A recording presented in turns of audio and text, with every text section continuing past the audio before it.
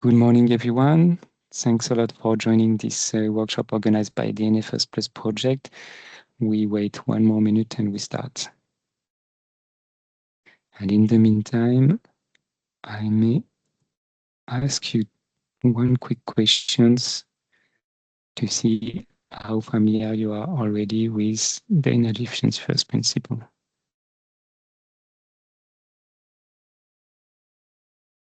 Okay, so I hope you see the questions on your side.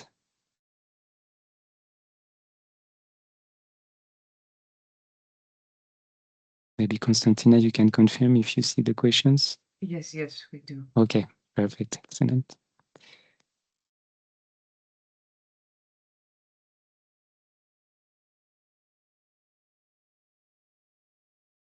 Okay, so I see that most of the participants are already familiar with the principle, so I can be very quick in my introduction. That's great.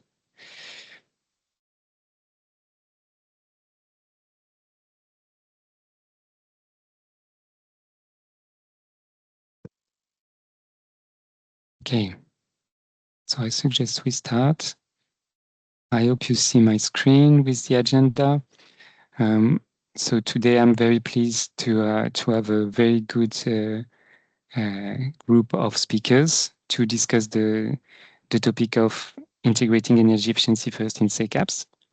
We will have first some updates about the new guidelines prepared by the GSE for the SECAPs by Julia Melika. Then my colleague Constantina Caralaiu will present you how we approached these questions in the Enefirst Plus project.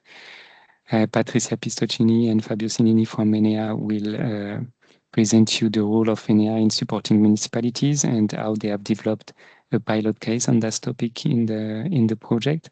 And then we'll get the feedback from Maria Iaccarino and Mattia Federico Leone about the pilot case done in Naples. So very quickly, in case you're not familiar yet with the project, so Enefirst Plus is a project of a part of the LIFE program. It's a follow-up of a previous project named Enefirst, but this new project started end of 2023 is more focused on implementation, while the previous one was more on research. So that's why we have a combination of partners, including energy institutes and agency, public authorities, and research institutes. And the approach is really to look at current practices of stakeholders to see how we can plug energy efficiency first in the decision making and not making it as a parallel process or something that will be completely disconnected from the practices of stakeholders. So that's the general approach of the project. As you are familiar, most of you are familiar with the principle. I will be very quick. So you know that the principle has been established in the governance regulation of the Energy Union and Climate Action that was adopted in December 2018. The first recommendations and guidelines on the Commission on that topic were published in September 2021. And in September 2023, the new Energy Efficiency Directive, the recast, introduced new articles that have strengthened the legal basis and let's say the provisions to implement energy efficiency first in planning policies and major investments.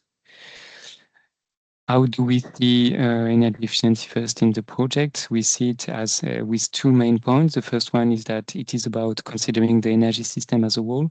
So instead of considering demand side and supply side separately, or to look at energy carriers separately, the objective of the principle is really to consider all options all together, how they interact, and to see which ones are the most beneficial to meet given objectives. That can be reducing greenhouse gases emissions, that can be tackling energy poverty, that can be, yes, of course, first meeting energy needs. And the second point is that in doing the comparison of the possible options, the principle calls for a broad scope of analysis. So Article 3 of the EED clarified that when doing cost-benefit analysis, for example, some wider benefits needs to be considered. So that's what is noted here as multiple impacts, and also considering a long-term perspective, and especially the long-term goal of the EU to meet climate neutrality by 2050. In the previous project, we defined a very short checklist to see whether the decision-making or the planning process is in line with the principles. So the first one is to look at whether demand-side resources, that can be energy efficiency investment, demand-side response actions, are considered as part of the possible options. The second point is whether they are compared on a fair basis, compared to supply side options. So is there any bias in the comparison? And the last one is to define the decision-making rules so that the priority is given to the options that are the most beneficial to the society and especially to demand-side resources when the assessment shows that they are most beneficial. About the project, the objectives is, as I say, to support the implementation of the principle, looking at practical aspects, which is done through the preparation of pilot cases, and you will learn about one of them this morning, and then to also to grow community and share experiences on the different topics addressed. So very classical approach. In the first half of the project, we had 4 pilot cases that you can see on this slide. And as said this morning, we will focus on the Italian one that deals with energy efficiency first in SECAPs, but we also covered the case of transmission grid planning, heating and cooling plant, and electricity tariffs as part of the integration of decentralized energy resources. And about this later one, if you're interested in looking at dynamic electricity tariffs, we have the workshop next week around lunchtime, and you can find information on the website. That's it for the introduction. I will not take more time to give more time to the speakers.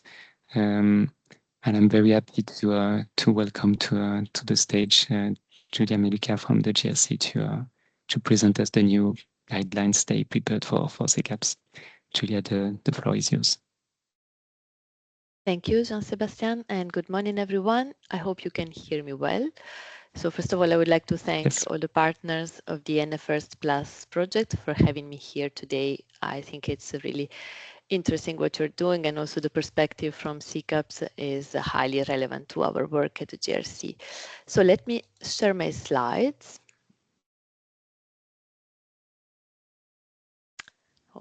Okay, I hope you can see them full screen. Yes. So, okay, in my presentation today, I'm going to introduce briefly the Covenant of Mayors and especially the new guidelines that we have developed for sustainable energy and climate action plans. A brief introduction about the role of the Joint Research Centre of the European Commission in the context of the Covenant of Mayors. As you may know, we are the in-house science and knowledge service of the European Commission, so we support European policies throughout the whole policy cycle. In the context of the Covenant of Mayors, we are in charge of ensuring the overall methodological coherence of the initiative, so we developed guidebooks and tools for cities to make sure that their sustainable energy and climate action plans are meeting the expected requirements of the initiative and are also well developed and credible documents. We are also doing adaptation of these guidebooks that are very initially developed for Europe to other regions of the world. So we have guidebooks also for Latin America or Indonesia and Malaysia, depending on the needs, so adapted to the specific circumstances of these regions. We are also in charge of the evaluation of the action plans submitted by Covenant cities, and we give feedback to cities in an inclusive and encouraging manner. So essentially, we make sure that these plans comply with the requirements of the initiative, but also we try to provide further recommendations on additional resources and suggestions to further improve the action plans. We also have an important role in relation to data. So we gather the data that are submitted by cities through the My Covenant reporting platform. We clean, we statistically validate these data, and we publish them as open data on the JRC data catalog. This way, data can be used by the scientific community for analysis and studies on the initiative.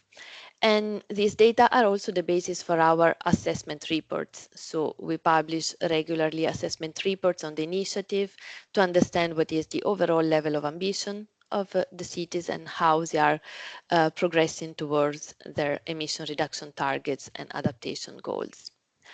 We also do activities of training and capacity building. For example, we have developed an e-learning course on the EU Academy platform on the Global Covenant of Mayors.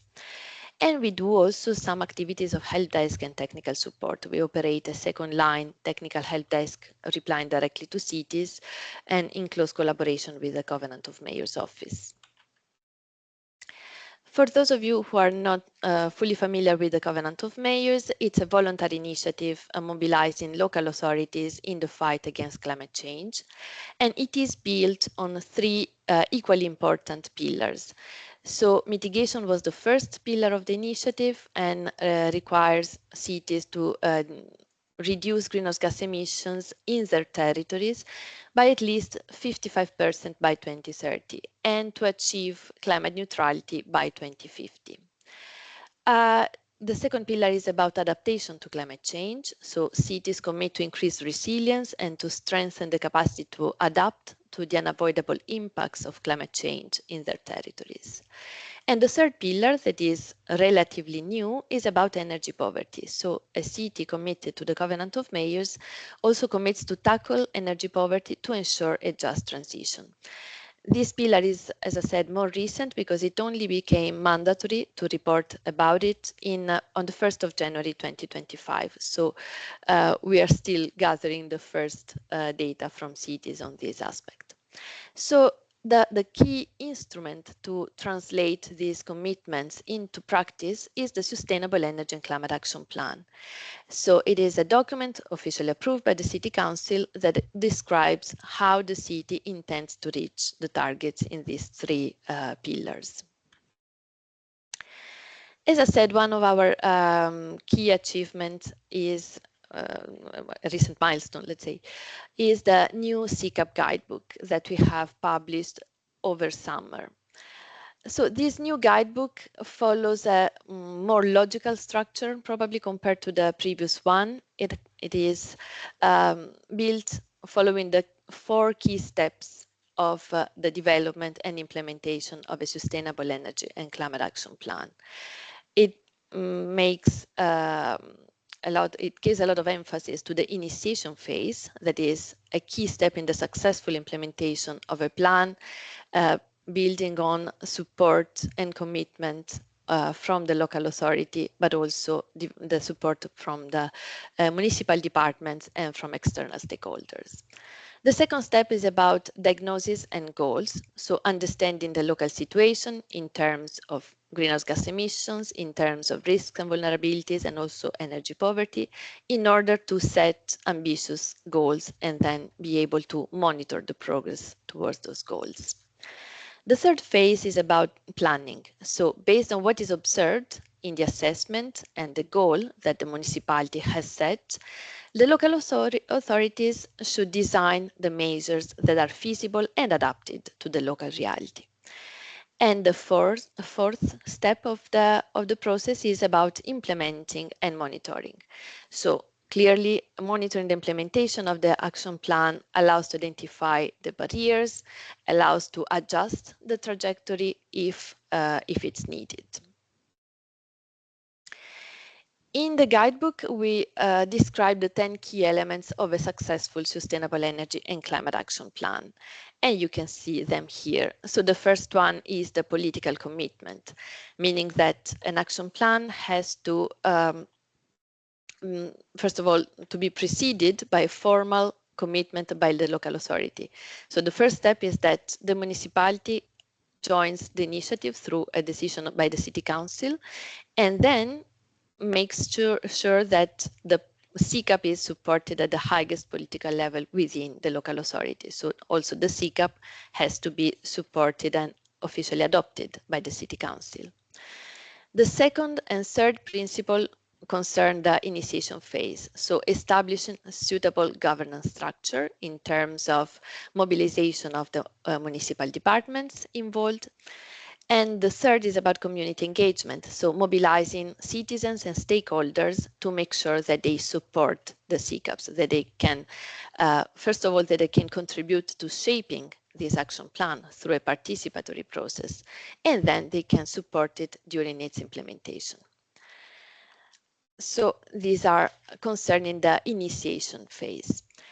The second, well, let's say the fourth and fifth principle are related to the second phase, so the status quo assessment and the targets ambition. And here we refer to the assessment of the local situation, so carrying out a greenhouse gas emission inventory, a risk and vulnerability assessment, and an energy poverty assessment in order to understand how the situation looks like at present. And this is the basis to define the vision, so where the local authority wants to be in 2030, in 2050, and also set some milestones and to set ambitious targets on the three pillars.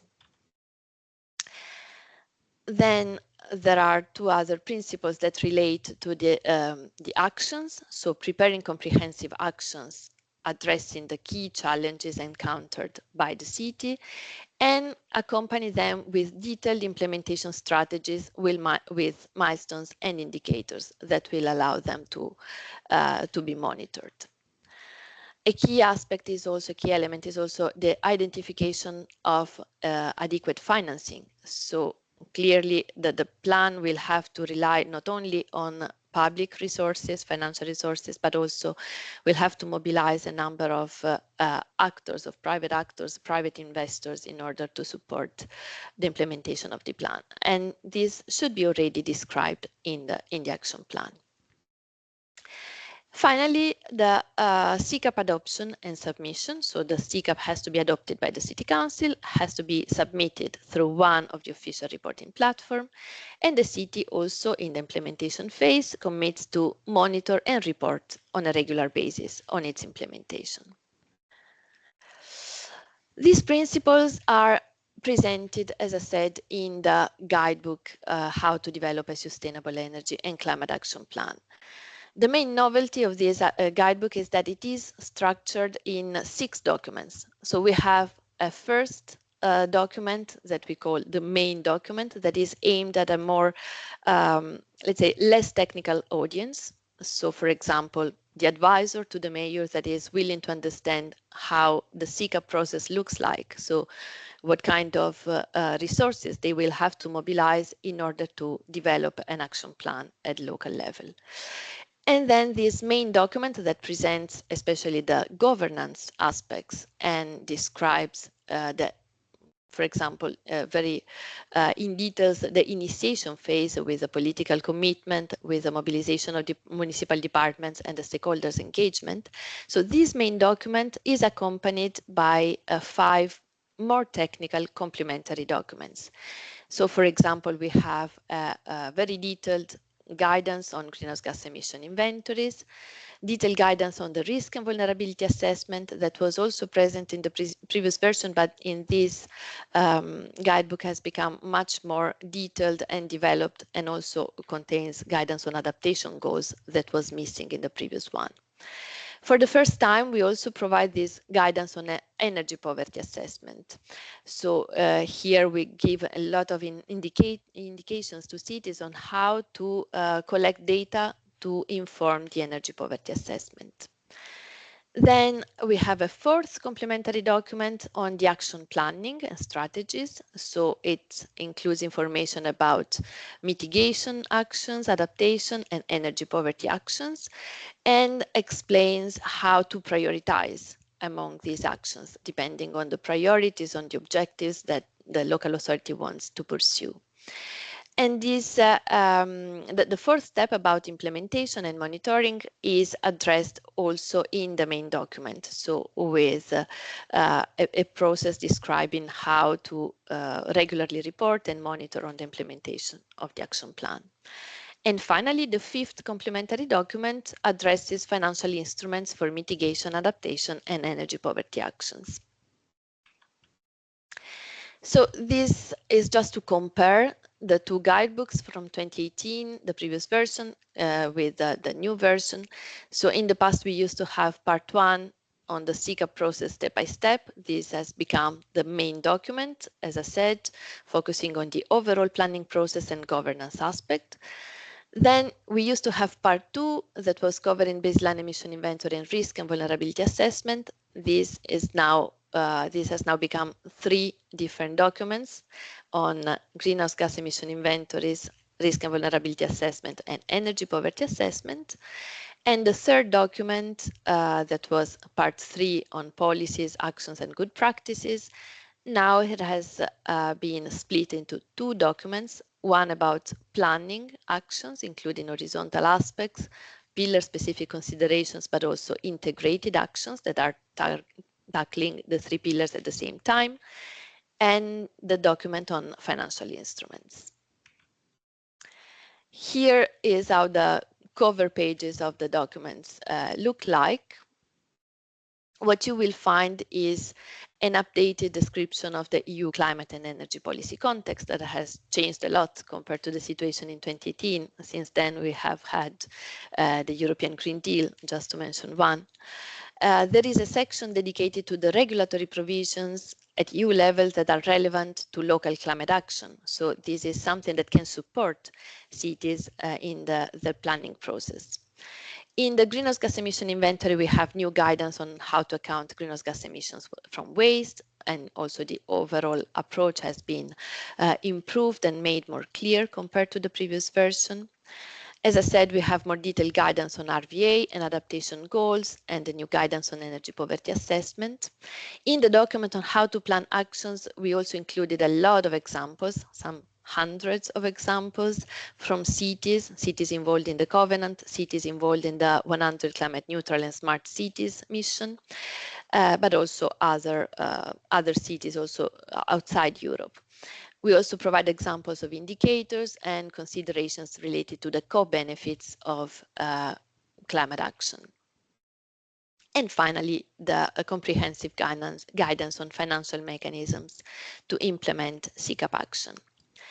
In this guidebook, we have also tried to emphasize the importance of the energy efficiency first principle. You will find it mentioned in a dedicated box in the main document and also in the complementary document number 4, the one about planning actions. So the aim is really to increase the awareness of local authorities about this key principle of EU energy policy. If I still have a couple of minutes, I will just like to present some key figures from the Sustainable Energy and Climate Action Plans.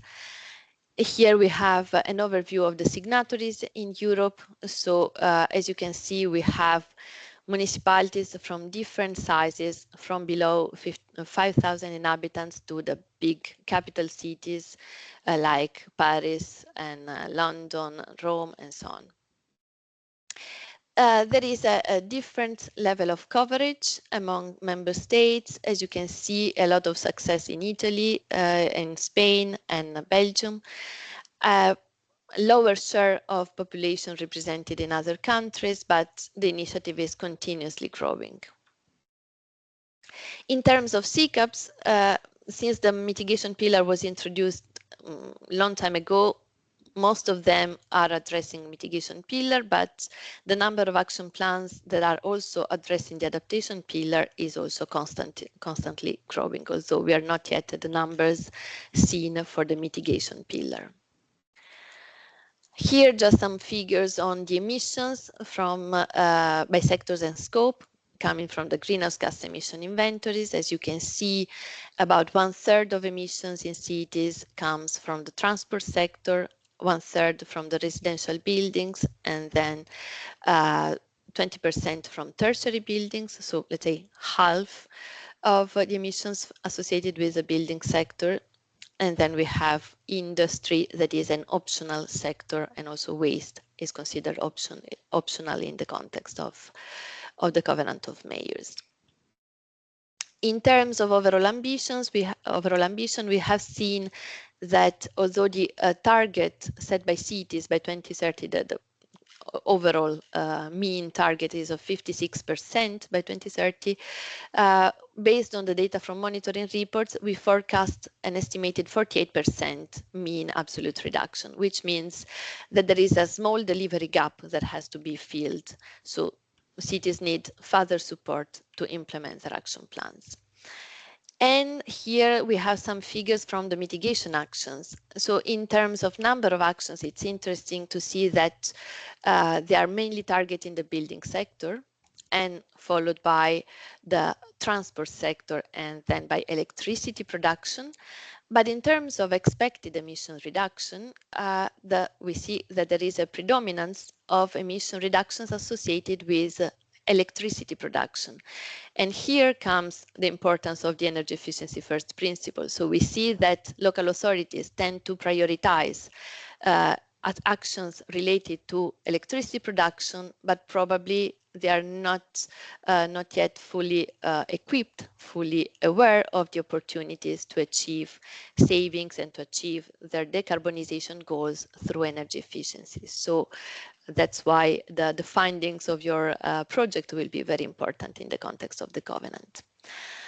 I will skip the part on adaptation. In any case, I will leave you the slides so that colleagues who are interested also in the climate hazards and vulnerabilities reported by covenant cities can have a look at it as well. But in the interest of time, I will skip this part and jump directly to the conclusions, highlighting that the key strengths of the Covenant of Mayors are the provision of a methodological guidance that is common for all cities across Europe, and also tries to ensure consistency with other similar initiatives at global level in order to show the global efforts in a harmonized way. So to show what are the potential collective impact of local authorities in the fight against climate change.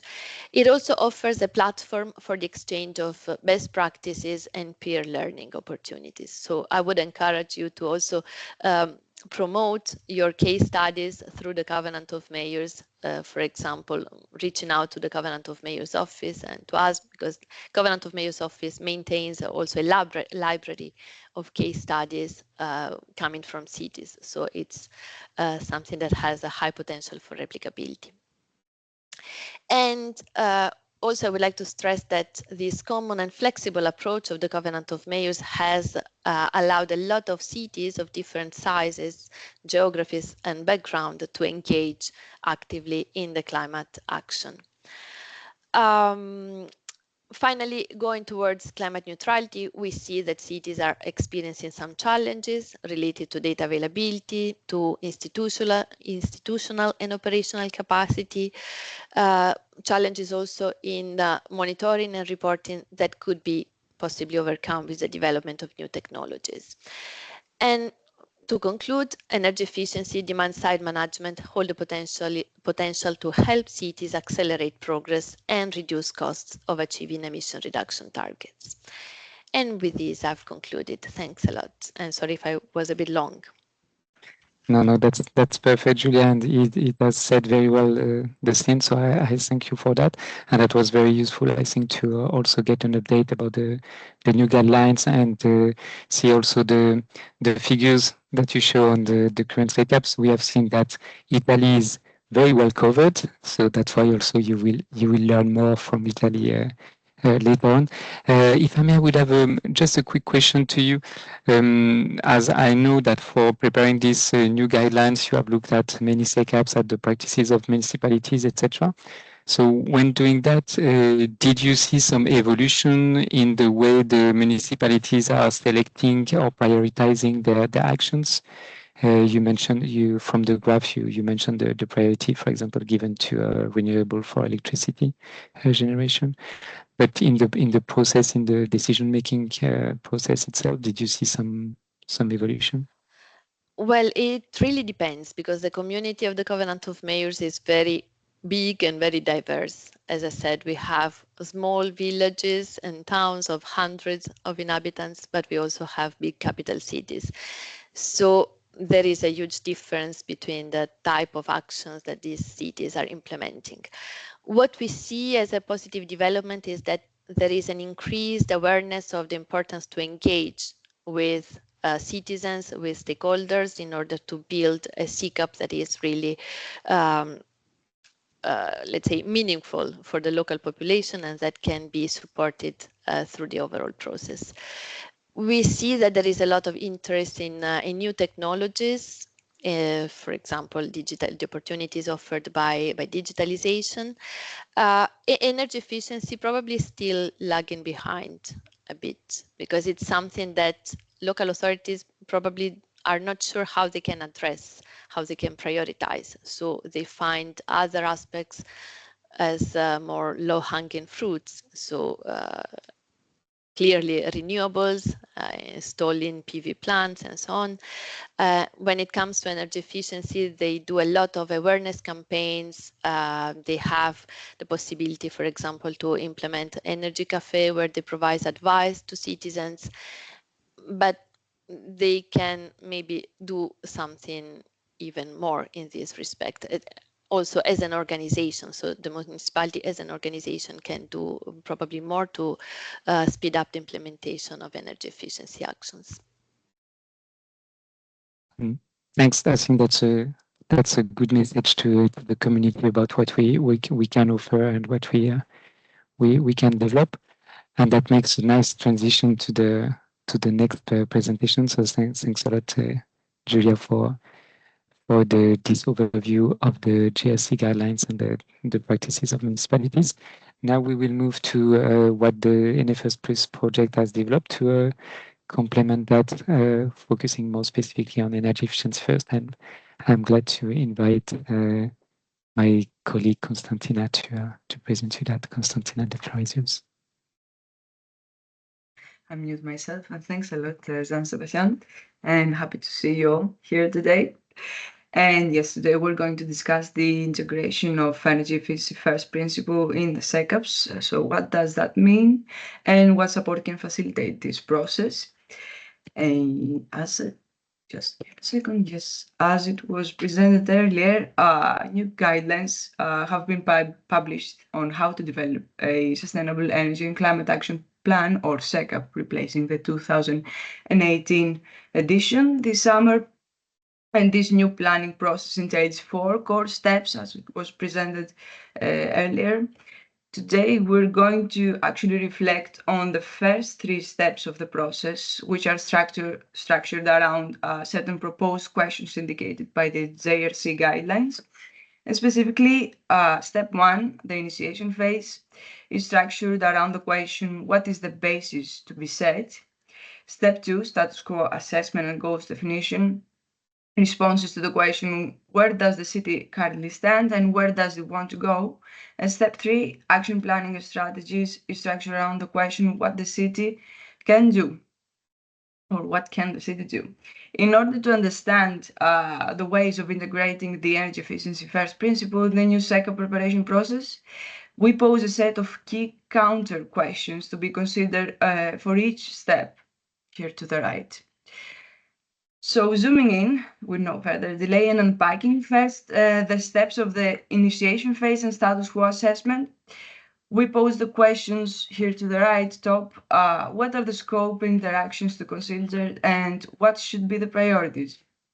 These questions could be translated into actions such as the need for territorial context assessment and cross connections with other local plans, such as urban mobility zoning, social, etc., and identifying possible co-effects, co-benefits, and trade-offs. To begin with, these actions are highly relevant to the political commitment and stakeholder engagement and effective communication stages of step 1, and more specifically to the need for integrating the SECAP vision within the relevant ongoing actions and initiatives and making sure it becomes part of the overall planning. And by all means, this process renders imperative the need for mobilizing all relevant municipal departments, where the guidelines highlight that a successful SECAP relies on a cross-sector and holistic approach. Indeed, energy and climate goals and the solutions to meet them are cross-cutting, so a large coordination and cooperation are thus needed, as SECAPs are meant to integrate assessments for identifying the local priorities for climate change mitigation and adaptation, as explained earlier, with the greenhouse gas emission inventories and the risk and vulnerability assessment entailed in stage 4 particularly, while considering energy justice with the energy poverty assessment process. This approach can help to consider a broader range of solutions and impacts as promoted by the energy efficiency first principle. And furthermore, at this point, I think it would be important to highlight that within the new guidelines, the basis for integrated actions is further addressed in section 4.4. Maybe you can see the cursor here. Section 4.4 of the complementary doc number 4. So in a similar way of thinking, we would like to continue with another set of questions here to the top right. So about the questions, what options are available and how do different pathways compare? We can suggest that this can be translated into actions such as assessing energy efficiency measures as part of the core planning process, and identifying the potentials referring to energy savings, renewable energy, waste heat, etc. We can suggest that these actions find response in the stages number 5, defining a common vision and ambitious targets, specifically in sections 4.2.1, as well as the section of the complementary document number 4 that is related to the stage of preparing comprehensive actions. And as already mentioned, the new JRC guidelines highlight the Energy Efficiency Directive, as it recalls the energy efficiency principle and affirms the need to consistently apply it at all levels, including local policy and planning and investment decisions to energy consumption or related to energy consumption or supply. So Article 3 of the EEG indeed requires assessing energy efficiency solutions as part of the overall planning process. And this implies the need for identifying energy saving potentials next to potentials for renewable energy and use of waste heat. And depending on the resources available, this can be done from benchmarks available at the national level, for example, from NECAPs or national building renovation plans, or from regional studies and specific local studies and feedback collected from previous local actions. At this point, regarding the last question that we pose here, stating in the middle what measures or combinations are the most beneficial, the relevant actions as a response will refer to the need for translating the overall objective into specific targets in line with identified potentials. This aspect is addressed within the targets and goals, particularly section 4.2.3 of the main guidelines, where it is stated that once the long-term vision is well established, it is necessary to translate it into more specific targets and goals. Therefore, the long-term vision and the overall goal are set in line with the objectives endorsed by the Covenant of Mayors, which refer to reducing the gas emissions by 55% in 2030 and achieving neutrality by 2050. Hence, municipalities are encouraged to set themselves more ambitious goals within the process of the SECAP by defining what specific targets will enable the achievement of these overall goals, which might possibly require considering alternative pathways as well. Moreover, Chapter 7, down here, of the complementary document 4 provides an overview of typical actions that can be included in SECAPs, providing a starting point to select first actions to be assessed, or even no-regret actions that can be initiated without any further delay. And at this point, I think in the presentation, it is important to highlight that many EU municipalities must update their SECAPs in the coming up period. So this is an opportunity to define an overall goal for 2030, setting short-term and achievable deadlines based on the identified potentials. These critical questions that we pose at this stage lead us to consider actions that include cost-benefit analysis or simplified approaches for comparing options. Specifically, the new guidelines propose a holistic approach and assessment of mitigation, adaptation, and energy poverty alleviation strategies. And SECAPs should aim to develop a comprehensive portfolio of actions, balancing various factors. So, within these terms, the guidelines do refer explicitly to the energy efficiency first principle as an incremental part of this approach, where a cost-benefit analysis and the assessment of possible impacts of actions are key inputs to the decision-making process. At the same time, the complementary document number 4, section 5.1 specifically, provides further guidance about prioritization of actions that must consider several aspects such as co-effects, co-benefits, human capacity constraints, and trade-offs. And this again highlights the importance of assessing actions, costs, and benefits next to the inputs to the decision-making process. Finally, section 5.2 of the same complementary document provides guidance about ex-ante assessment of actions. And practically, this section emphasizes that the planning and the decision-making process is not linear, but instead it is iterative. And on the aspect of iteration, I think it is important to highlight that iteration of the process and feedback between the steps throughout the SECA preparation does not aim for additional perplexity, as by all means it is not possible to consider all options and assess all impacts at once. Instead, as mentioned, the goal is to start with no regret options, as well as expand the scope of options and impacts considered by using the experience and data gained over the time and benchmarking. And at any point, we should not forget that support is there to be provided from national and regional agencies. Summing up, implementing the energy efficiency first principle is not a parallel process, not an additional layer of red tape. It starts with keeping in mind key questions along the planning process with the ultimate objective to select the actions that can be the most beneficial. It may imply a change of mindset to consider options beyond initial preferences. In practice, this translates as a progressive and iterative process. In any case, implementing the energy efficiency first principle should not delay any actions. Continue with also no further delay from my side, tools and resources that can facilitate the integration of the energy efficiency first principle in the SECAPs. We have collected a few options here, also that we have worked also within ICP as well. First, the Regio First Planning Framework 2, it entails 8 stages and modules covering the whole planning process from preparation to review. It is designed to facilitate collaboration among stakeholders aligned with broader national goals while considering the local specificities, and includes a set of tools to support data collection analysis, scenario modeling, cost-benefit analysis, multi-criteria analysis, and other tasks.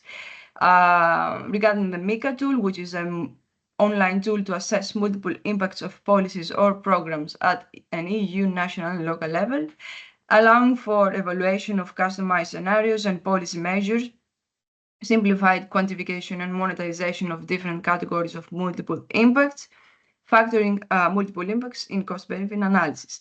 And finally, we also suggest Synergize, which is an Excel-based tool designed to help decision-makers prioritize actions in SECAPs, as it allows the multi-criteria analysis of mitigation and adaptation actions, works with the information cities already have at hand, and facilitates stakeholder engagement and consultation.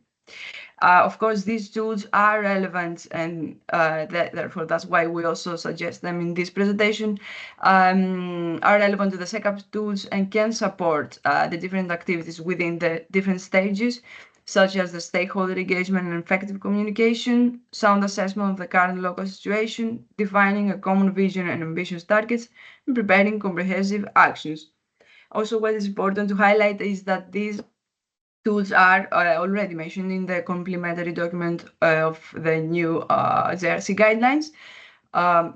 So check them. I will continue. Last, I'm getting close to the finalization of the presentation. And lastly, regarding radio fairs, we have use cases that will be available by the end of October, while the final event is scheduled for October the 15th. So we encourage you to follow up if you are interested. On MICAT tool, the use cases refer to the regional level, at the regional level testing in the area of Friuli Venezia Giulia and Metropolitan City of Milan at the local level. While for Synergize Plus, the tool has been tested out in a number of municipalities across the EU via the community of practice mechanism. Additional tools and resources that we would like to highlight also at this point, we refer to the synergies, which is an energy savings potential per sector with GIS approach, InPlan, which facilitates the preparation of measures compatible with current local spatial planning strategies, and it is a tool important for integrated planning. Excuse me. And finally, LEAP, which is a transparent tool for integrated resource planning to compare or optimize scenarios that may consider actions on both demand side and supply side, plus covering in-house gas and local emissions. Already, a long history. This tool has a long history as it has been tested in more than 200 countries. Oops, sorry. Excuse me. I hit the yes. And lastly, so yes, last but not least, we would like to highlight the link with local heating and cooling plans. Specifically, we would like to suggest that various other open resources to heating and cooling plants exist that can support the implementation of the principle in the SECAPs. Shortly, we will refer to hot maps, free-to-use open access tool for heating and cooling demand modeling across the EU, which can model supply options, and it is useful for benchmarking process. CityVats, which relates to heat and energy planning, plus electric mobility. Heat Road Europe, referring to waste heat and district heating, and Cool Life, sustainable space cooling related. Also, maybe we'll highlight, yes, a group of ongoing projects about local heating and cooling plants that you could follow if you're interested. This is Escalate, Plan for Cold, and Jump. And excuse me, I have an issue with my arrows. Yes, and last slide, and thank you for your patience. Last slide, yes, to highlight that support at any times is available at the national and regional level. This would refer to technical support and resources provided, and that this would refer to various types of support, for example, networks of energy managers, technical advice, funding for assessments or implementation, and resources referring, for example, to online platforms, datasets, and these would be available in national languages. While, of course, experience sharing and dissemination of good practices is within this support. Of course, Italy and the role of ENEA is one of these examples. Thank you. Thanks a lot, Konstantina. Thanks for making the transition. So we will soon move to the pilot case. Just before that, 2 quick questions to you after this presentation.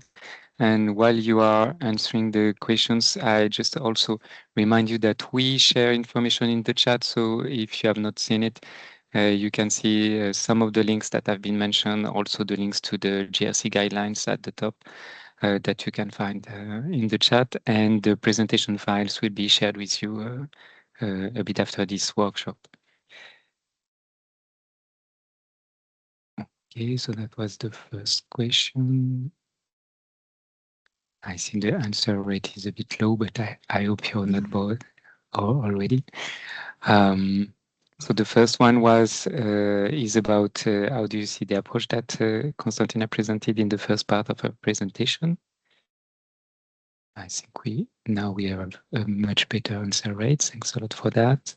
And now I will go to the other question, which is faster even, that just to know if the tools presented are new to you or not, just to know if we bring new information or if that's something you were already familiar with.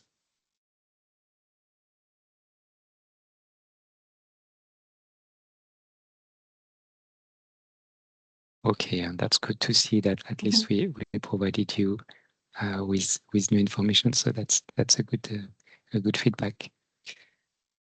And Patricia, so I'm now happy to welcome our ENEA colleagues, Patricia Pistocini and Fabio Simini, who have led the pilot case done in Italy with the municipality of Naples, and we will share with us some insight, as Constantina has mentioned. The role of National Energy Agency and regional agencies is essential to support municipality. Patricia and Fabio, the floor is yours. Thank you very much. Good morning at all. My name is Patrizia Pistocchini, and together with Fabio Cennini will present you Italian experience when integrating the energy efficiency first principle in SECAP. Just an overview of our presentation. We will present you the role of ENEA and an overview of Italian signatories and the dedicated technical support that ENEA, together with a coordination board that I will explain, we are giving to coordinators, supporters, and also municipality. And then Fabio will deal with the first phase of the Italian pilot case, giving you objective and methodology used to elaborate this experience. Finally, we will conclude our presentation sharing with you how we are planning to fulfill the second phase. So just an overview of ENEA. It is an Italian National Agency for New Technology, Energy and Sustainable Economic Development. We are located all around Italy with research center, major laboratories, but also territorial local bureau. And our headquarters is located in Rome, and we have also an office in Brussels. The activities covered start from energy technology and new renewable resources to nuclear, sustainability, energy efficiency, but also some units as the technology transfer, the Italian research program in Antarctica, and radio protection. The Energy Efficiency Department has been appointed by the Ministry to be the Italian Energy Efficiency Agency. The structure foresee two divisions. Fabio and I have been working in tool analysis and initiative, and in particular the laboratory analysis and planning local territory laboratory has been appointed to be the national coordinator, and it has been playing this role since 2030. This is an overview. Julia has already introduced it. I will do only the close check between the participation in Italy in comparison with the European one. So 48% of the signatories are Italian. So and the supporter represents to 28%, and the coordinator 41%. So the Agenzia Nazionale Efficienza Energetica is the Italian coordinator managed by ENEA. These figures are updated on Monday, have been updated. In details, this table show you the participation in the European initiatives. So the great majority of municipalities participated in the Covenant of Mayors, represent 85% or 63% of the total Italian municipality. And the 95% of them have submitted a SECAP, but in total, the monitored one amount are very low, and especially for the small and smaller sites municipality. As you see, the great participation in this case it refers to this small town. In this second table, we have reported with different kind of SECAP. The great majority of them foreseen individual commitments. But also the other option, a special option 2 with collective committees is also populated. Also in this case, the mandatory one is in line with the other figures we have mentioned before. Talking about the target, the great majority of men has foreseen targets 2020. So in this time they have to renew committees. So in this case, we have to join our force to support them in the renewal of a target and as 2030, 2050. I've reported the sources. This is an elaboration of a database of the fifth release of JRC. We know a new one has been issued, but it is under evaluation from our side.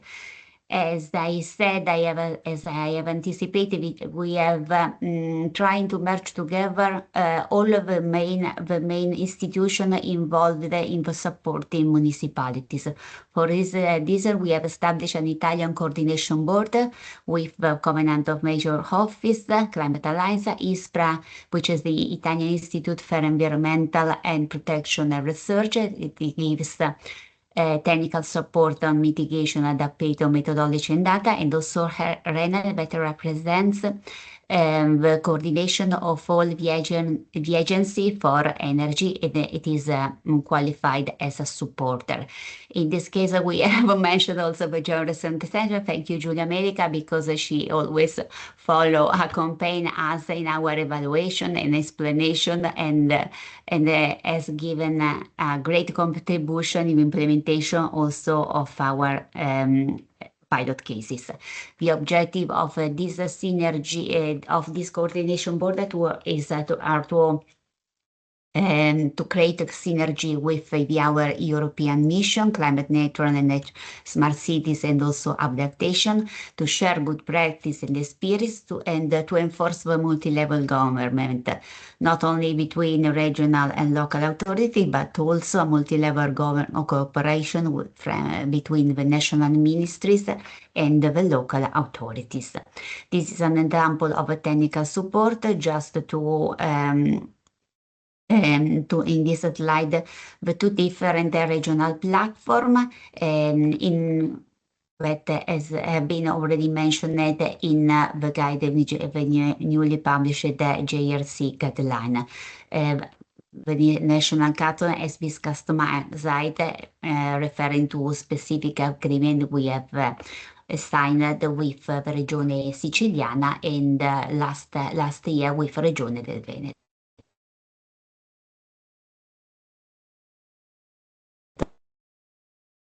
Details, it provides the public of private access, promotes dynamic and local data, and try to create a draft of a baseline inventory, emission inventory, a draft also of action, and allow you to simulate good practice also, and to give statistics about the implementation of different kind of intervention, especially in energy efficiency, that ENEA is managing with the platform, the national platform.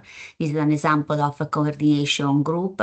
The training we organize with the participation of all the institutions I mentioned before, and it has been a success because we have trained more than 20 people, mentees, and the access of this lesson via this online has reported a great participation.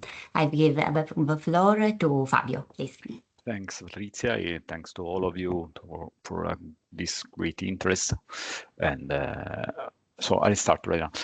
The objective of the Enefirst project has been declared before by our colleagues. So ENEA collaborate with the step 2 and 4 about the demonstration in the Italian country, and the growing community of practice that will help the stakeholder to increase their knowledge and capabilities within this project and this concept. So, Patrizia, can we? Yes. Go further. Okay. The Italian pilot case has the goal to verify the principle implementation within the SECAP. And by the first point is to evaluate how it is how this principle is included in the SECAP process, and we develop a new methodology that should be transparent, transferable, and repeatable. And we try to define a few recommendations for local planning and collect data about the former SECAP in order to achieve a list of good practices. SECAP, as always, defined, and I don't want to explain even further. Patrizia, please. Okay, so to evaluate if a SECAP is aligned with the Enefirst principle, we need to clarify if it is cited in terms, in words, and how much. So it should be measurable, and it should be distributed. The SECAP actions should be distributed in a few way, and we try to hypothesize a SECAP can be considered aligned with the Enefirst principle if all the dimensions are present, measurable, and distributed according to their priorities. So what does it mean? In the next slide, the Enefirst principle, as we know, is a multidimensional concept. It has energetic, social, normative, and awareness patterns that have a complex evaluation process each. And the financial one. The financial is transversal, and because it can be evaluated through common methodologies like the CPA and the directive cited expressively, and try to include it as standard methods in order to assess benefits of actions of SECAP itself. So the financial dimension should be present in each action of SECAP, and as always, it is correlated with other dimensions to evaluate the benefits and the costs. So how can we apply the methodology to the SECAP? First of all, we have to identify the principle and the dimensions by using indicators. The indicators are keywords containing in the text part of the action, the objective, title, and description. And by a semantic analysis, you can identify which is the main objective of each action of each part of the SECAP. So the verification of the hypothesis is the crucial part. As I announced before, the hypothesis is a SECAP can be considered aligned if all dimensions are included, all of them are measurable and distributed according to the principle. What does it mean, distributed? As we see from the feature, the orange parts represent the financial presence between all the main dimension. So all of them should have in each action a financial evaluation. Then the dimension should be in order should be ordered by importance. Obviously, the energetic one is the main dimension that should be present in the majority of actions. The social, and we link the social part with the energy poverty, and then the awareness and the normative part that should be considered, but they are less important than the first two cited. So this when we talk about proportion, we think about a distribution between those actions from the fourth one. This slide represents the dimension linked together with indicators. In the right part, we see the main indicator for each. And then we can see the energetic obviously can be measured through these common indicators. The awareness is measured with the presence of keywords like information, training, communication initiative, and so on. The normative one is measured by the presence of keywords like GPP, that means green public procurement, on other like bureaucratic obstacle or other like normative ones. The social it's measured between the benefits of vulnerable individuals and the presence of social patterns. Patrizia, can we go further, please? Thank you. So our first use case, we developed with Naples a few operative steps that first of all, try to evaluate the former SECAP of the 2012 that foresee preliminary analysis of data collection and its organization, and a main dimension research by applying the methodology presented before. For each action, we determined a main dimension and how much it weight among all the others. So we define an incidence evaluation for each dimension by divided all the numbers of the action that include those precise dimension divided by the total one. And we check for each the hypothesis if it is verified or not. But it's okay, thank you. This is the results of the analysis. The energetic dimension obviously prevails in action that regarding buildings, lighting, mobility, and renewable sources. The normative dimension prevails in territorial planning, and the awareness in the governance.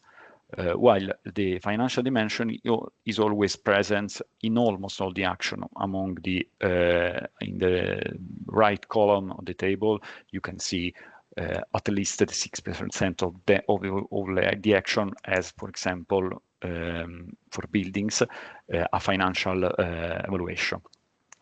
The social dimension is the unique one who doesn't represent the who can be found, sorry, in the former SECAP.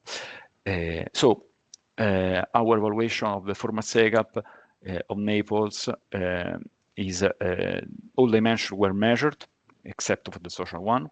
All of them are measurable, and as this SECAP can be considered aligned to the Enefirst principle. Then, Patrizia, thank you. Yes. Okay, your turn. Okay. Yes, thank you, Fabio. I don't know if somebody has some question. We can dedicate the last part just for slides and we closed our presentation. I will present to you the results of the Naples Roundtable we have organized in May, hosted by Napoli in presence. So in this slide, Fabio and I have reported the strengths and the barriers of our experience. We have realized that all the staff of the municipality and institution involved, so I include the University of Naples, are very skilled staff with a well experience in energy efficiency and local energy planning. They have participated also in many research projects and and also in study in the sector that are considered crucial in the Covenant of Mayor. And this participation has enabled them to understand, to deeply understand the local vulnerability. We have realized also a great stakeholder and research involvement. So just in the former SECAP that Naples has presented, and the training and synergy has been established between the public authority, research, and the local stakeholders. It is the previous SECAP has reported, and also during the roundtable, we have reported that all the the local municipal parents and the project are in strict integration with SECAP. So, so this heavy support can assure a very a new SECAP perfectly aligned with the implementation of the energy efficiency first principle.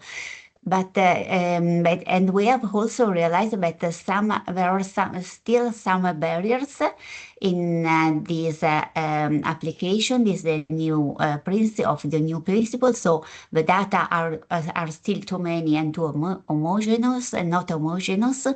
It is we have to contextualize them with respect to the territory, and we have also problems there are still problems with the electricity grids. Behavior change is very important. In the recast of the Energy Efficiency Directive, a great importance is given to behavioral change in raising awareness and the integrated approach, and the awareness by also consumers, but all the stakeholders involved in energy efficiency.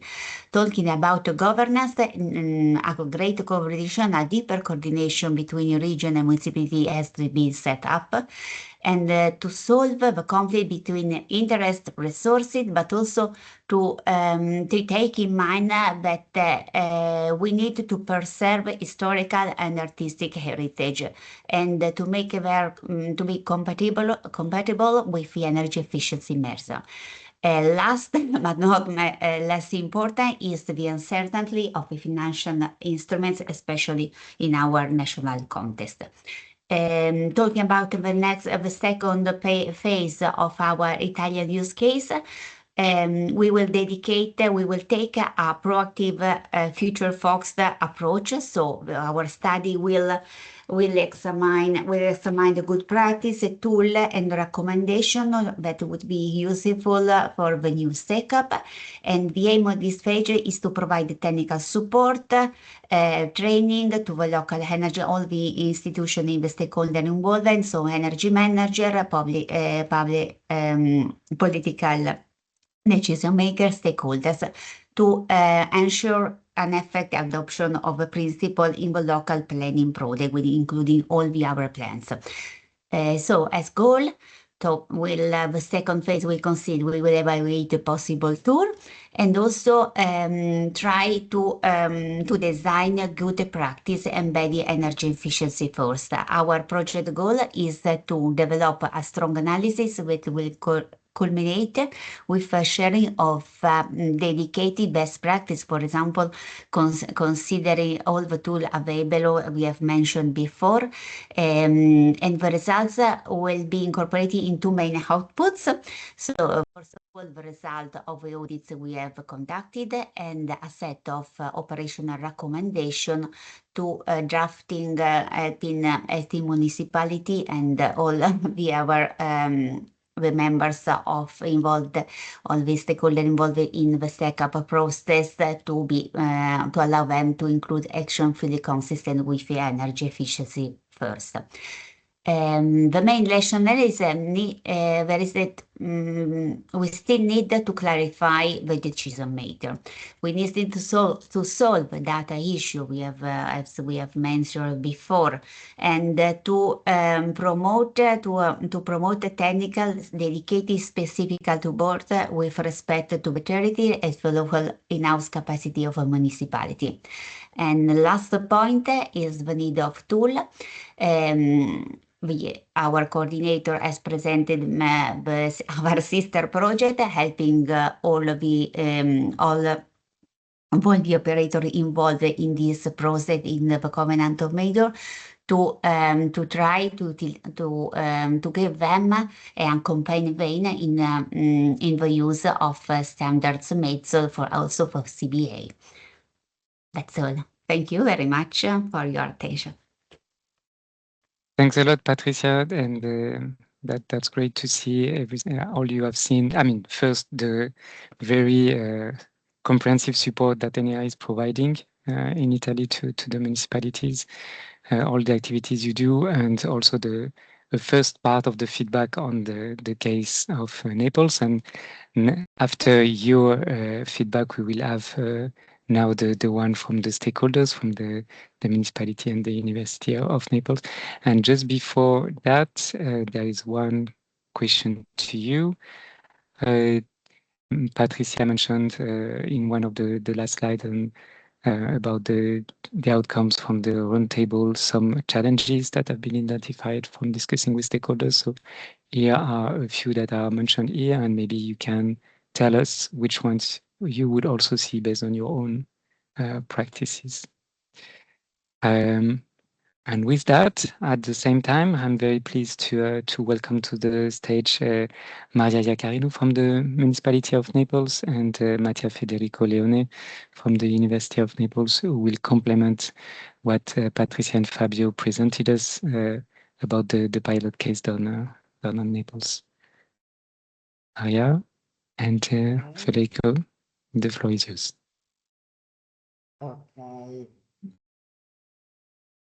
Okay, good morning to all. I'm Maria Iaccarino, the energy manager of the municipality of Naples.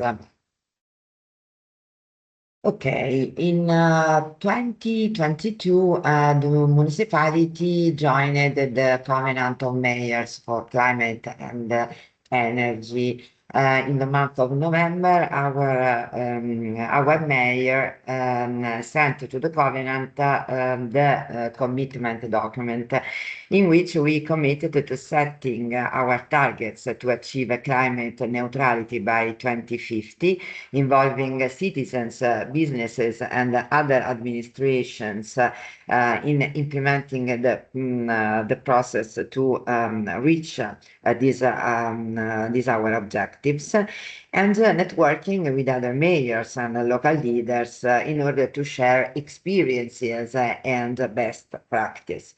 Mainly, the mayor committed particular to developing our sustainable energy and climate action plan, strategic program dedicated to mitigation, adaptation, and energy poverty reduction. The assessment of the Covenant of Mayors of the year 2022 is a result of a long process that began much earlier. In 2009, the municipality joined for the first time the Covenant of Mayors, and in the year 2012, our city council approved our SECAP that was also approved by JRC in 2013. The monitoring activities made us understand that it was necessary to update our plan. We did it more times. The final version of the plan was approved in the year 2018. The plan was dedicated only to mitigation. The target for the year 2020 is 25% reduction in CO2 emissions compared to the emission released in the year 2005, that is our reference year. The actions we found to reach our goal were 86, divided in 9 areas, such as buildings, green spaces, public procurement, transportation. The latest monitoring was carried out with reference to 2019, given the irrelevance of the 2020 caused by COVID. Meanwhile, the administration began to deepen its knowledge of the phenomena linked to the climate change already underway. It was a process of awareness that progressed thanks to the participation to some Horizon projects. The first one was the Clarity project that was dedicated to development of IT services for the integration of adaptation measures into local planning. This project was very important because the municipality started to work with the University of Naples, and in particular with the group of Professor Mattia Leone. In 2020, we defined our risks assessment, and it was possible to identify our two most important risks caused by climate change. The first is about heat waves in a context of continuously rising minimum and maximum temperatures. And the second is caused by an alternation of periods of drought and heavy rainfalls events that cause flooding, also critical. From 2022, we started to work on Knowing project dedicated to developing measures to address both the problem of mitigation and adaptation. And the project includes also an in-depth study about the coastal areas. Since 2024, we have been working on the Health Risk Adapt project, we analyze the impacts of human health caused by the combined effects of climate change and air pollution. All of these experiences were very important to define our plan. The process started in 2023. First, we collected data about some relevant projects and actions already underway by the municipality thanks to funds such as PNRR. Then we defined a new emissions inventory about the year 2022. In this way, we could be able to have a trend of the emissions of the territory because we had an inventory for our baseline year, and then about the year 2014, 2019, and this one about the year 2022. Then, thanks to the Horizon projects, we refined the assessment of risks and the vulnerabilities of our territory.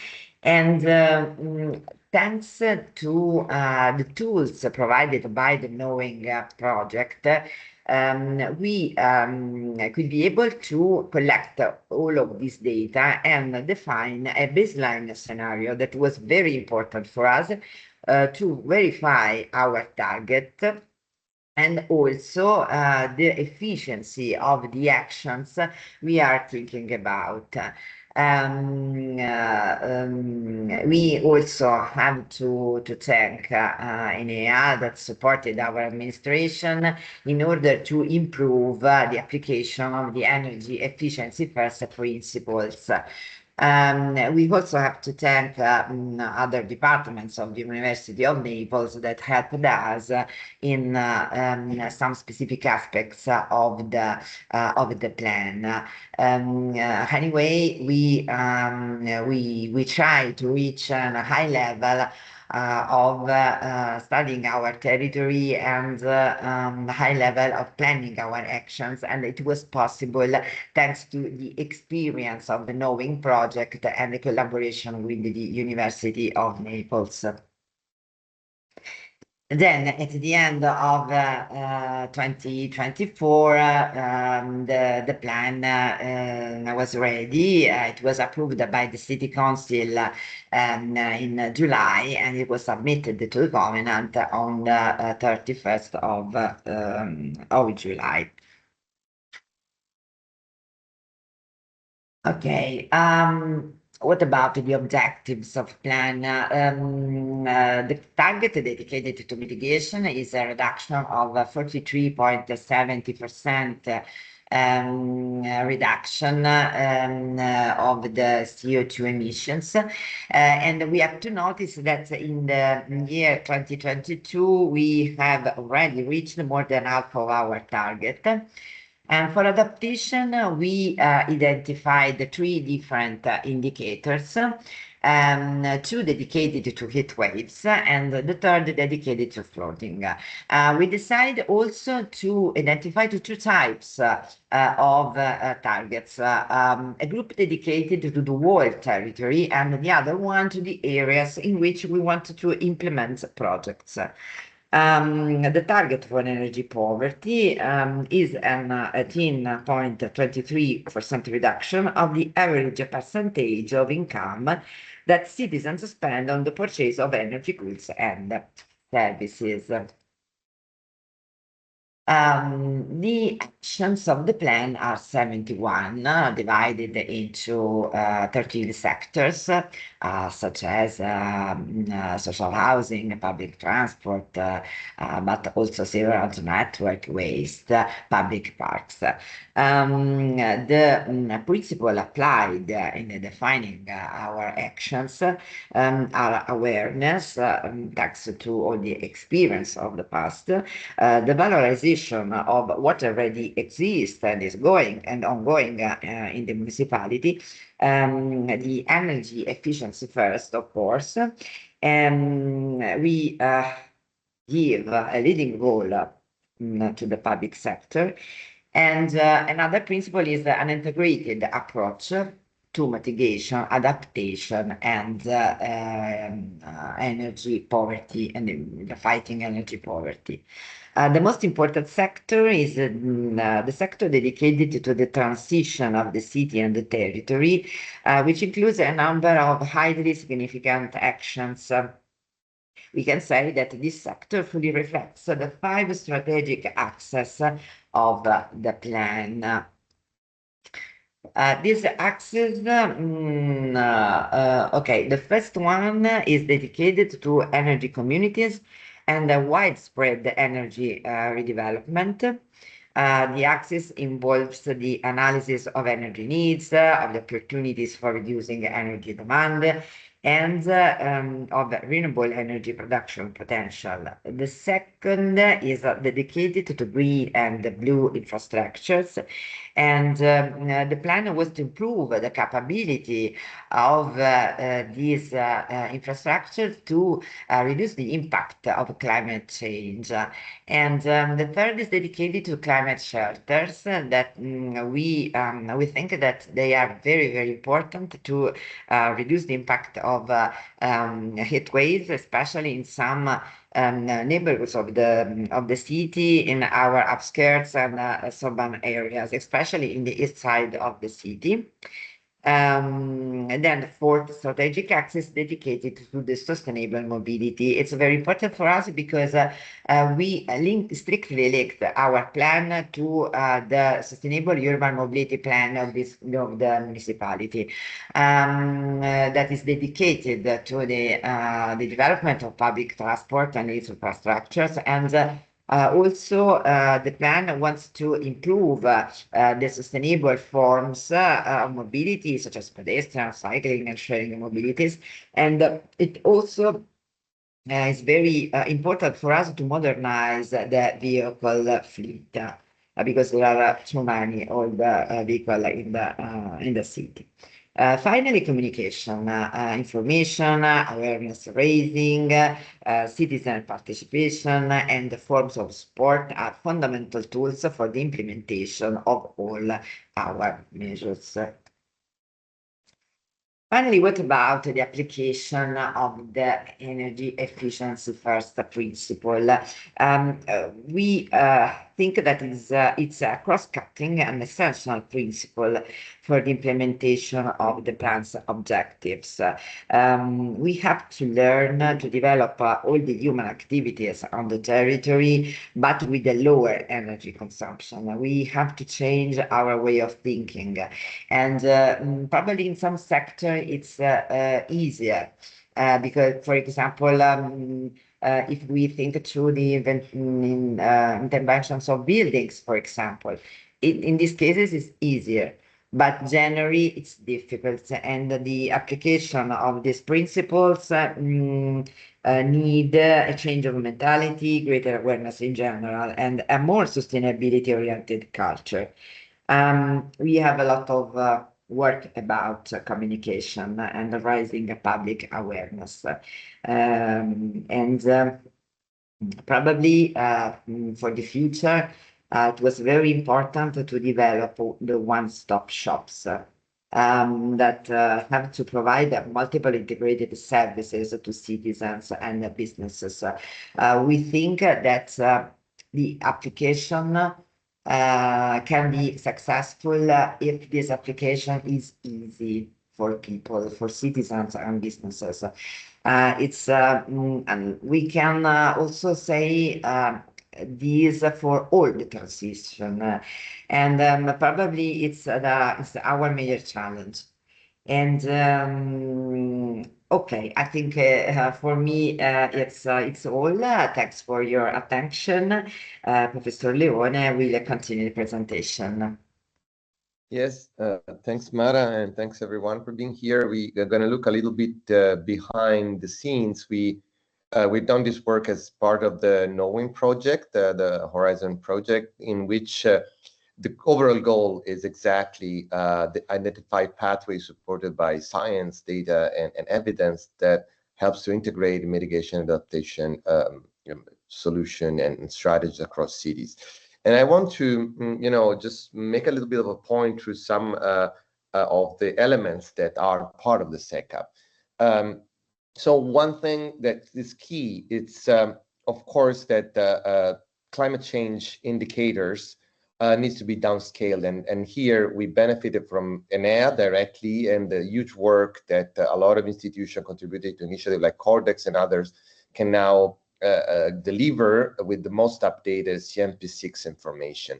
But this needs a lot of work to be translated into actionable information that work across timestamp and probability.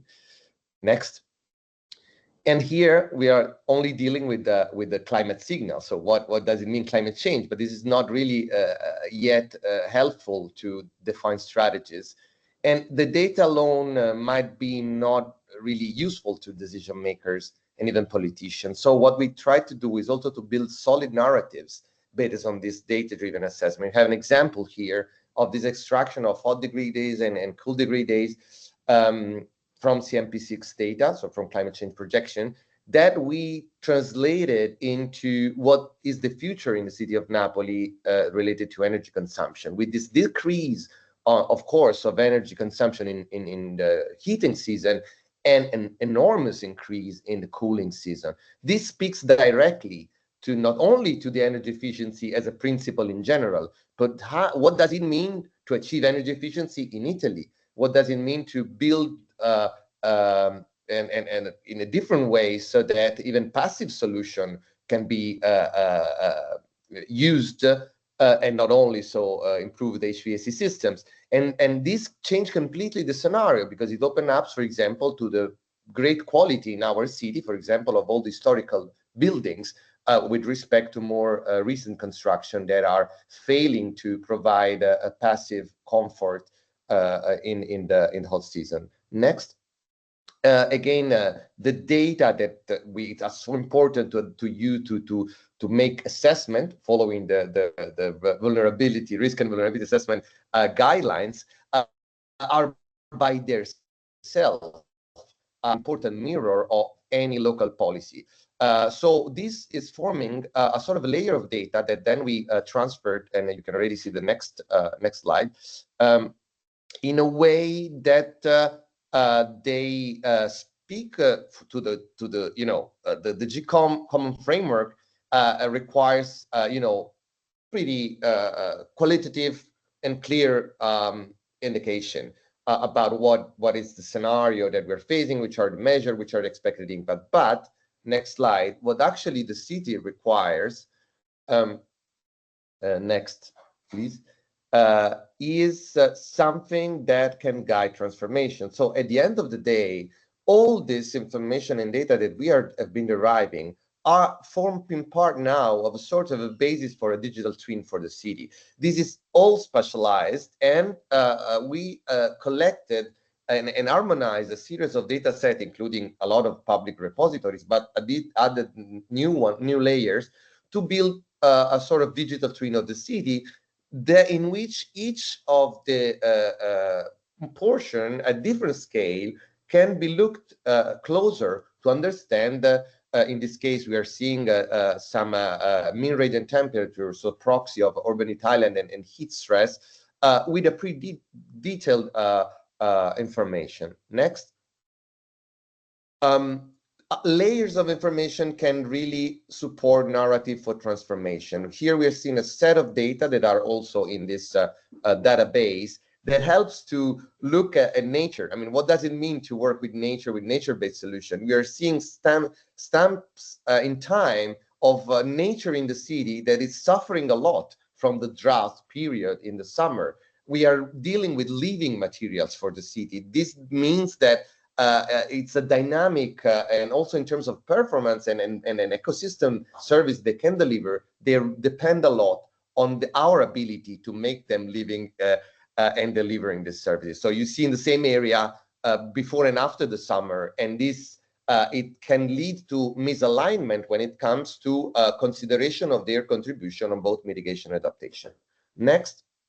So defining goal criteria and also technical guidelines is our goal. This is an excerpt of the technical sheet that have been developed on the right-hand side for each of the measures of the SECAP. And we see how these have been, each of them has been monitored for both mitigation with these three clear indicators like energy saving, renewable energy production, and CO2 reduction, like connected to each measure. And of course, on the adaptation side, we also worked with indicators that can be easily then updated over time following the monitoring process, which is, of course, another issue by itself. And we go there in a minute. Next slide.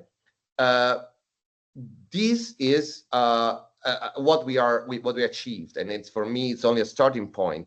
So we see already on the city, each cell in the grid is now 125 meters, depending on the resolution of the land use data that we have below. We see an integrated approach, multi-hazard, heat and flood.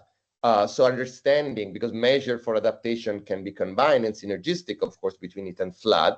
But on the other hand, below, we see energy consumption and even energy poverty. We try to go beyond the national guidelines for assessing energy poverty that state at the level of the single municipality, because we know that there are vulnerable neighborhoods in which targeted energy policies needs to be addressed, and also targeted retrofitting and urban transformation program. So we believe that this equivalent, so this overlapping of information across adaptation and mitigation and energy and environmental data, it's a key to then identify suitable project and also to offer to designers a portfolio, a database of essential knowledge through which we would like and hope that in the future we can guide also the specific project implementation. The last slide, it's an initial attempt next of what we would like to be as the last mile. It's not there yet. Next slides, please. And it's the how then all these insights and these guidelines and generalizing, of course, the measure from the SECAP can form a body of guidelines that can actually speak to the most advanced.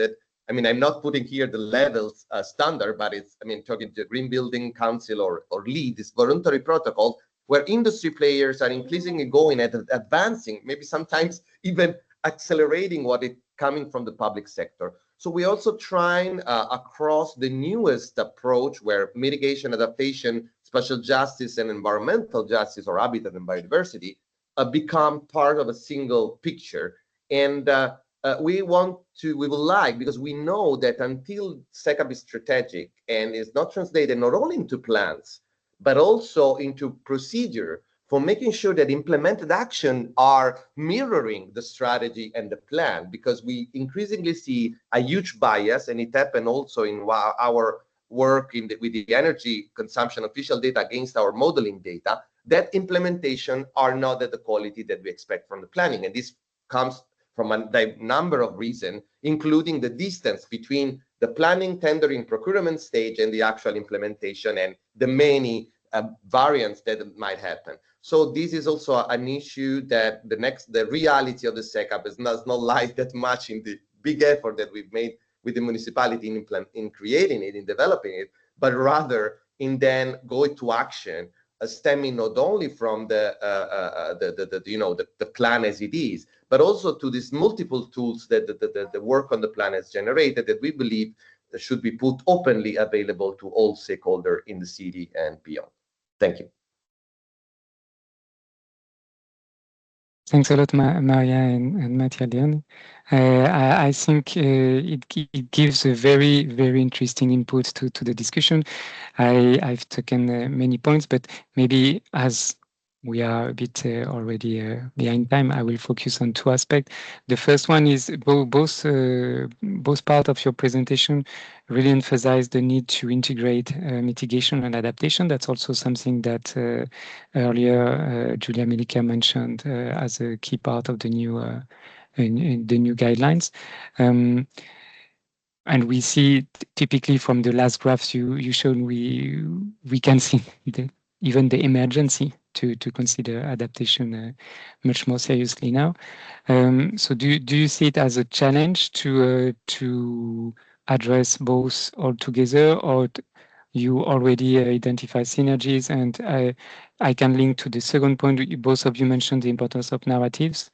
So does it also help when you communicate with stakeholders to engage them and to, let's say, find together solutions that can probably meet multiple objectives at once? I don't know if one of you want to start on that.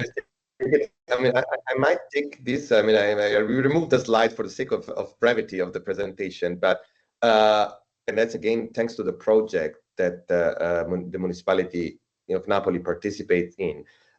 These projects created a platform and the methods for multi-stakeholder engagement. So what we actually the action of the SECAP have been part of building up a timeline and a pathway of action through a series of workshops with multiple private and public stakeholders across two years of work in challenge and visioning workshop that have identified to build and support a strategy, of course, of action that were already in place by the municipality, but actually open that in a more articulated way, also exploring synergies between, also private initiatives or other bottom-up initiatives, because we included NGOs in this workshop. Then we also held in parallel a community workshop, and this was done to also emphasize what we believe should be the key message for local climate action. The fact that communities have priorities, daily priorities, and need for transformation of their neighborhoods that are sometimes a bit distant from, climate goals as a big picture. But there is, of course, a lot of complementarity. So we are trying to connect which are, priorities of citizen and its lack of services and accessibility, poor housing, and of course, costs of living and other aspects to this climate action for adaptation and mitigation. So we also harvested a lot of knowledge that we incorporated in data set and layers that are now part of this let's say, common digital space, but rather was a sort of awareness and also empowerment, so that we can try to speak along the same line when it comes to climate resilient urban transformation. In a sense, there is no conflict between the need for accessible services and the need for energy efficiency or climate adaptation. And that's why the strategic axis of the plan that Mara presented, so the energy retrofitting and energy communities, the climate shelters, the green and blue infrastructure, the communication and sustainable mobility have been drafted as also envisaging the importance of creating this connection with the with communities and bottom-up levels of civil society. So there are some kind of statement and narratives that somehow shape the strategic approach. But again, the risk is that if this doesn't become a daily practice of co-design, and where participatory engagement is not part of a checklist of stemming from the law that every country in Europe has, but it really goes into a sphere of actually co-production of knowledge and solution, then this it's destined to stay into the experience of a nice research project, but not actually being impactful enough for the challenge we have in Europe. No, I cannot agree more, Mattia, with what you said, and I'm quite sure maybe Maria, you want to complement on that, and maybe you can say a few words that will conclude the workshop based on your own experience as part of the municipality.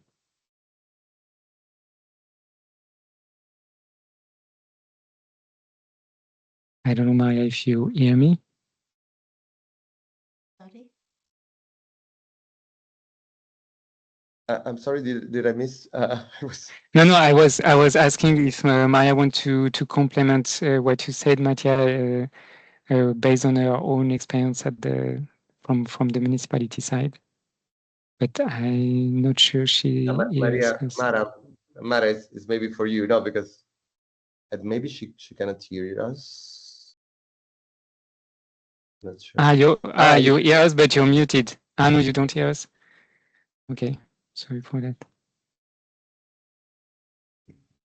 Okay, I will ask the question in the chat. Okay, can you repeat the question? Sorry, because I can't understand, can't hear. Okay, no, I was wondering if you want to complement what Mattia Federico said, and especially about the co-construction, cooperation, stakeholder engagement from the side of the municipality. Yeah. It's a very important aspect for us, and we are working a lot on this in these periods. For a lot of projects that are in the plan, the municipality developed an important action about the participation, and many projects, especially dedicated to the public housing, they are characterized by co-planning with associations and citizens. For example, the intervents about Scampia, I think you know them, and there is replanning the whole neighbor, for example. And then we are working on a website dedicated to communication about these aspects to improve the awareness and the knowledge about these topics in general, and also about our plan and the actions and our integrated approach. And we want also to make some tools available for citizens and businesses. And we are starting to work about our one-stop shops in a simple way in this moment, but we want to improve a lot. We think communication and all the tools dedicated to communication and to create forms to support the actions of the private side are the most important elements to achieve our goals. So we think to have a lot about these aspects, and we have the responsibility to make people in general, stakeholders in general, understand the importance and also the co-benefit of this process.